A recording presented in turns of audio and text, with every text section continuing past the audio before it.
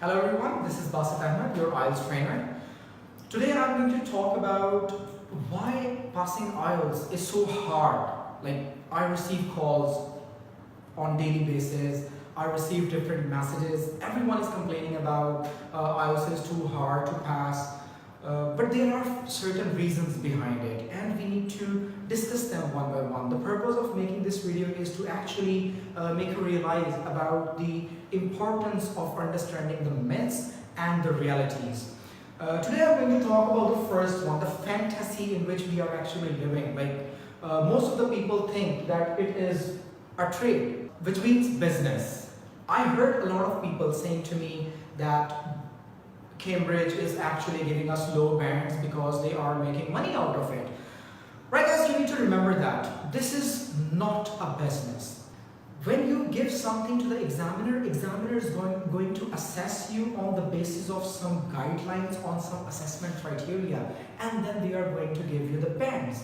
So do you mean like one of your friends who has passed the IELTS exam, how did he pass this? Again, the same thing. If it is a business, he would have lost the bands as well. So same with you. It's not business. You need to show some certain skills so the examiner can give you the band, right? The second one is unfavorable. Now, when I ask students, what does that unfavorable mean? Means unfavorable, they say, well, we did not have a knowledge on that particular topic. The test was too hard. Remember one thing, guys. This is not your knowledge test. This is your skill test, and most of the things which you are going to get in your exam, you are going to be familiarized with them, right? They are not like out of the blue. They are related to some sort of a general context in writing, particularly when you receive a topic, when you get the topic from the examiner. It is based on some sort of a reality, and that's what you need to understand. Again, the same thing which I have just recently mentioned, that it is not what you are thinking. It is like you need to have some sort of skills which examiner wants to see in yourself, and the assessment criteria which you are going to meet in your exam. When we talk about the third one it says unjust, unfair. Why it is unfair? When you ask this thing about the examiner, they say the same thing. You did well and the examiner has given you low bands. You did this and the examiner has given you low bands. It's not the case. When you say unjust, normally students, they blame on the assessment criteria, the examiners. It's not the case. You have to choose the right trainer. I'm not saying that it's going to be me, but you have to choose a person who can actually guide you. We waste a lot of money while actually finding some sort of institutes and the teachers, and they give you the guidelines.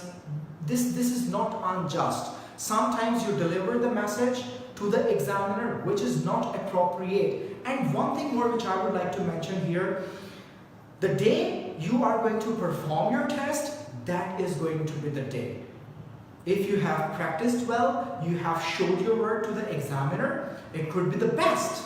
But on the same day, on your examinations day, if you have delivered something and you've lost with your ideas and you could not deliver the way you have been delivering to your teacher, so again, you are not going to get the band. And that is one thing you need to understand. Moving further, I'm going to talk about the realities and which we need to understand. Those were the myths which we were in some sort of fantasy, right? The reality is why we score less, why it is very hard to pass IELTS exam. The first one is the complex guidance. What we do before actually hiring someone to train ourselves in writing exam or in other modules, we go through the internet. And this is one of the biggest mistakes what students make. You type IELTS practice material, you type IELTS sample test, you type whatever. It comes up with a huge directory of the IELTS things, right? So one by one, when you start opening them, you are actually learning something from that website, you are learning something from that website, and you are getting some resources from the other one. Avoid doing it. because this will make difficult for you to understand the IELTS format, to understand the IELTS exam, right? When we say unfocused directions, again the same thing, right? Unfocused direction means when we go to different teachers, when we go to different friends even, right? When we ask them about this is what I'm going to do, how it should be done, everyone has their own perspective. Everyone has their own way of teaching the skills.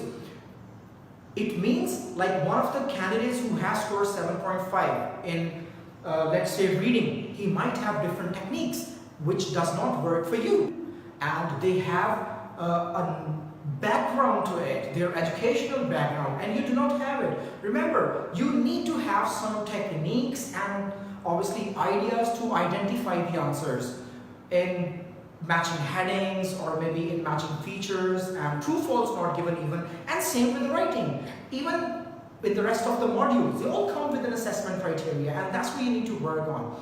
So stop going here and there. If you want to follow, you follow one, right, who can actually guide you in an appropriate way, so you can actually score the most. Get out of it, right? So stop like wandering around to get the information from here and there. So choose one particular person or choose one particular resource material so you can actually get the best out of it.